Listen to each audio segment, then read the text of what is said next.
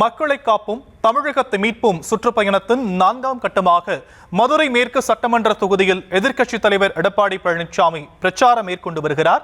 அதன் நேரலையை பார்க்கலாம். பகல் கனவாக இருக்குமா ஒழிய உங்களுடைய ஆட்சியிலே மக்களுக்கு எந்த நன்மையும் கிடைத்ததில்லை, எந்த பலனும் கிடைத்ததில்லை. ஆனால் உங்கள் குடும்பம் செல்வாக்காக இருக்கும். ஏன்னா இவ்வளவு பணமும் எங்க போகுது? போற இடத்துக்கு போகுது. அப்படித்தானே? உண்மைதானே? வேற எங்க போகுது? இந்த பணம் விடுவாங்களா?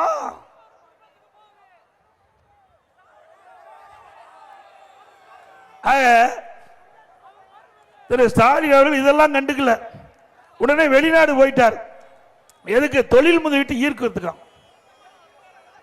தொழில் முதலீட்டை ஈர்க்க போகல, இங்க செய்த ஊழலில் கிடைக்கின்ற பணத்தை தொழில் முதலீடு செய்ய போயிருக்கார். அதுதானே உண்மை.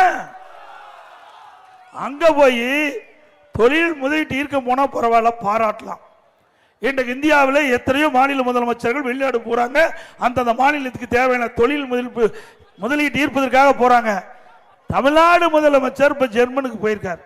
இன்றைக்கு காலையில் பத்திரிகையில் பார்த்தீங்கன்னா 3200 கோடி தொழில் முதலீட்டு ஈர்த்ததாக பத்திரிகை செய்தி.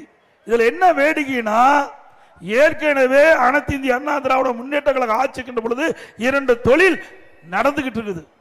அந்த 2 தொழிலையும் அவர் விரிவுபடுத்துறாங்க. அந்த விரிவுபடுத்துறத ஜெர்மன்ல போய் புரிந்துணர்வு ஒப்பந்தம் போடுறாங்க. எவ்வளவு பொய் பாருங்க. ஒரே ஒரு நிறுவனம் தான் 1000 கோடியில புதிதா தொழில் அங்க செய்வதற்கு புரிந்துணர்வு ஒப்பந்தம் போட்டிருக்காங்க. 3 நிறுவனம் புரிந்துணர்வு ஒப்பந்தம் போட்டதா செய்தி. அதில் ஏற்கனவே 2 நிறுவனம் அனைத்து இந்திய அண்ணா திராவிட முன்னேற்ற கழக ஆட்சியில் தொழில் தொடங்கப்பட்டு நடந்துகிட்டு இருக்குது. அவர்கள் அந்த தொழிற்சாலையில் விரிவு செய்கிறாங்க. அதற்கு போய் வெளிநாட்டில் போய் புரிந்துணர்வு ஒப்பந்தம் போடுறாங்க. இப்படி மக்களை ஏமாற்றி தொழில் முதலீட்டு இருப்பதாக சொல்லி வெளிநாடு போய் முதலமைச்சர் ஒரு பொய்யான செய்தி வெளியிட்டு இருக்கிறாங்க. அது மட்டும் இல்ல, அனைத்து இந்திய அண்ணா திராவிட முன்னேற்ற கழக ஆட்சிக்கிற போது இதே புரட்சி தலைவி அம்மா அவர்கள் சென்னையிலே முதலாக தொழில் முதலீட்டார் மாநாட்டை நடத்தி சுமார் 2,42,000 கோடி தொழில் முதலீட்டு ஈர்க்கப்பட்டது. 98 புரிந்துணர்வு ஒப்பந்தங்கள் போட்டாங்க. அந்த புரிந்துணர்வு ஒப்பந்தங்கள் எல்லாம் இப்பொழுது நடைமுறைக்கு வந்து அந்த தொழிற்சாலைகள் எல்லாம் இன்றைக்கு இயங்கி இருக்கின்றது. அதுல தான் வேலை வாய்ப்பு கிடைக்குது. அதே போல அம்மா வழியிலே வந்து அம்மாவுடைய அரசாங்கம் 2019ஆம் ஆண்டு ஜனவரி மாதம் தொழில் முதலீட்டு மாநாட்டை நடத்தி சுமார் 3,05,000 கோடி தொழில் முதலீட்டு ஈர்க்கப்பட்டு 304 புரிந்துணர்வு ஒப்பந்தம் போட்டோம். அதுவும் பல தொழிற்சாலைகள் பயன்பாட்டுக்கு வந்தது. அதுல இளைஞர்கள் வேலை வாய்ப்பு செய்யறாங்க.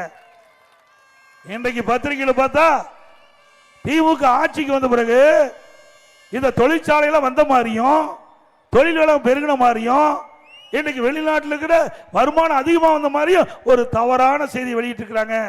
திமுக ஆட்சிக்கு வந்த பிறகு தொழில் முதலீட்டு மாநாட்டை நடத்தினாங்க, புரிந்துணர்வு ஒப்பந்தம் போட்டாங்க. ஆனா இன்னும் அந்த தொழிற்சாலைகள்லாம் நடைமுறைக்கே வரல. ஒரு தொழிற்சாலை ஆரம்பிக்க வேண்டும் என்று சொன்னால் அதற்கு பல்வேறு முதற்கட்ட பணி நடக்க வேணும். வர 3-4 வருஷம் ஆகும். அப்புறம் தான் அந்த தொழில் நடைபெறும். ஆனா திமுக ஆட்சியில அவர்கள் போட்ட புரிந்துணர்வு ஒப்பந்தம் ஒரு 10% கூட நடைமுறைக்கு வரல. ஏற்கனவே அனைத்து இந்திய அண்ணா திராவிட முன்னேற்ற கழக ஆட்சியில புரிந்துணர்வு ஒப்பந்தம் போட்ட தொழில் தான் இன்றைக்கு நடைமுறைக்கு வந்து பயன்பாட்டுக்கு வந்து அதனால பொருளாதாரம் தமிழகத்தில் உயர்ந்திருக்குது, வேலை வாய்ப்பு இளைஞர்களுக்கு கிடைத்திருக்குது. இதுதான் யதார்த்த உண்மை. அத்தனையும் பொய். இன்றைக்கு பத்திரிகை திறந்தாலும் சரி, ஊடகத்தில் வந்த செய்திகளும் சரி, அத்தனையும் இன்றைக்கு பொய்யான ஒரு அறிக்கை விட்டு விளம்பரம் தேடுகின்ற அரசு விடியா திமுக அரசாங்கம். அதோட இன்னைக்கு திராவிட முன்னேற்ற கழக ஆட்சியில் 2G ஸ்பெக்ட்ரம் ஊழல் உங்களுக்கு தெரியும். அந்த கொடி பறக்குது இல்ல, தமாக கொடி பறக்குது இல்லைங்க. அது எதனால பறக்குது? காத்துனால தானே பறக்குது. காத்த கண்ணுக்கு தெரியுதா? தெரியல. கண்ணுக்கு தெரியாத காற்றில் கூட ஊழல் செய்கின்ற ஒரே கட்சி திமுக கட்சி. தமிழ்நாட்டுடைய பெயரையே அசிங்கப்படுத்திட்டாங்க.